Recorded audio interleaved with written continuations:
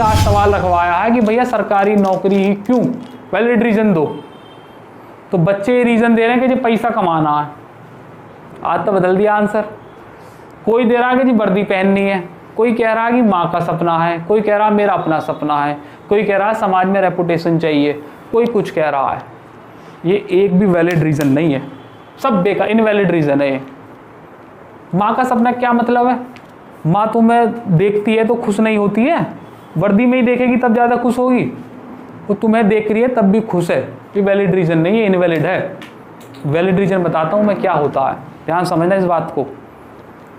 तुम्हारे किसी, अभी कुछ दिन पहले ही बताया था मैंने उस दिन क्लास में, तुम्हारे किसी चाहने वाले का, जो तुम्हारा सबसे इम्पोर्टेंट आदमी है, उसकी तबीयत खराब हो जाए, हो गई उसकी तबीयत खराब, और जिम्मेदारी उसकी देख रेख की, उसकी सा काम करने की तुम्हारे ऊपर है।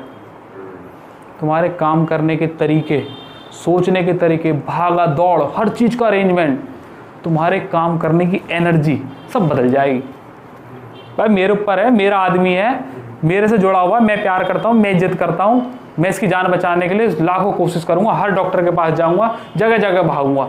तब तुम्हें कोई खाना भी ना देगा ना शाम तक, तब भी मांगोगे ना। जेब में पैसे होंगे लेकिन खर्च ना करोगे, क्या पता डॉक्टर पर खर्च करने पड़ जाए। और जब पेपर आ रहा है तो तुम्हें नींद भी आती है, कह जी यहाँ डाउट लिख रहे होंगे अभी पर पढ़ूंगा, कह जी नींद बहुत आती है। नींद इसलिए आती है क्योंकि वैलिड रीज़न नहीं है।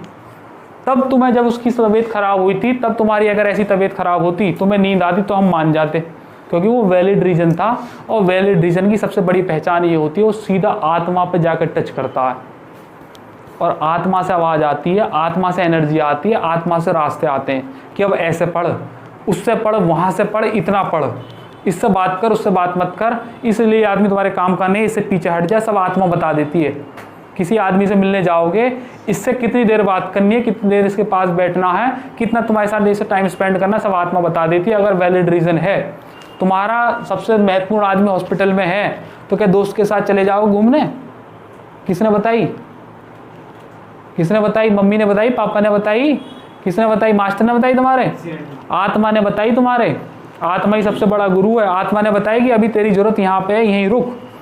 तो कोई ढूंढो ऐसा तरीका, ऐसा वैलिड रीज़न ढूंढो जो तुम्हारी आत्मा तक का रास्ता क्लियर कर दे। अब चाहे सरकारी नौकरी का ही ज़रूरी नहीं है, तुम किसी काम का भी ढूंढ सकते हो, कुछ भी ढूंढ सकते हो, या